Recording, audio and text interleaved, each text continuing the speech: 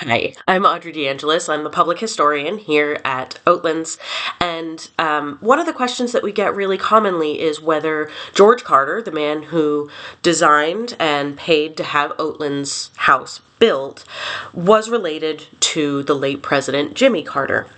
And the answer is very distantly. I'll explain. Going back all the way to the 17th century, to the early 1600s, there's a family in England of Carters. And there are multiple brothers, but the two that are important for us are John and Thomas. And the two of them both emigrate to Virginia. In fact, they had an uncle or family friend, I can't remember which, who was involved in the Virginia Company. So it made sense that they had some sort of connection to the colony that brought them here. Well, both of them emigrated, and we're, again, fairly certain that they are brothers. They are coming from the same town. And John, he was the father of a man named Robert Carter I. Now, if anyone's read up on Virginia colonial history, you've probably come across the name Carter, and probably because of this guy. This man was called King Carter. He was the man who managed to amass hundreds of thousands of acres, hundreds, somewhere between 700 and 1,000 enslaved people. He was the wealthiest man in Virginia by the time he died in 1732, but what's more, he was also incredibly politically powerful. Elected to Virginia's House of Burgesses, the lower house of the legislature, appointed to the governor's council, what would become in the state system the Senate and the Supreme Court of Virginia, all rolled up into one. He was acting governor of Virginia at one point. This man was powerful. So, Robert Carter I is the great-grandfather of our man George Carter. Now, that's John's line. Thomas's line, remember this is John's brother, who also emigrated here to Virginia. Thomas's line goes something like this.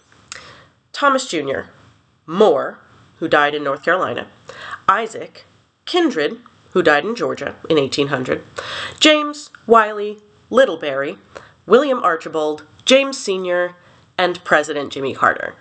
So, we do get a direct line from Thomas to President Carter, but notice there's a lot of generations there. So, if you look up a cousin calculator online, and I use them all the time because it is very confusing, if you look up a cousin calculator online, basically the way that it works is, in order to figure out whether you're first, second, third cousins, you look at the oldest of the two that you're comparing, so in this case this would be George Carter, and where the common ancestor was in relation to that person.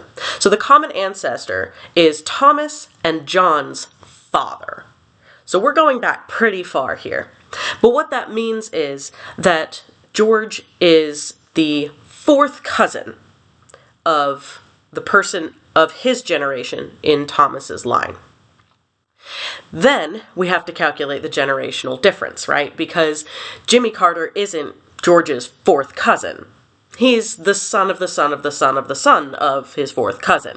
So the number of differences that we get, that's the number of degrees that you are separated. For example, me and my mother's cousin, we would be first cousins because it's my mother's first cousin, once removed, because there is one generation removed between us. What this all means is George Carter, our man here at Oatlands, and President Carter were fourth cousins 6 times removed. Now, this is a level of separation that most of us would never really bother to calculate. In fact, for many of us, we can't calculate that far because the documentation simply isn't there to stretch that far.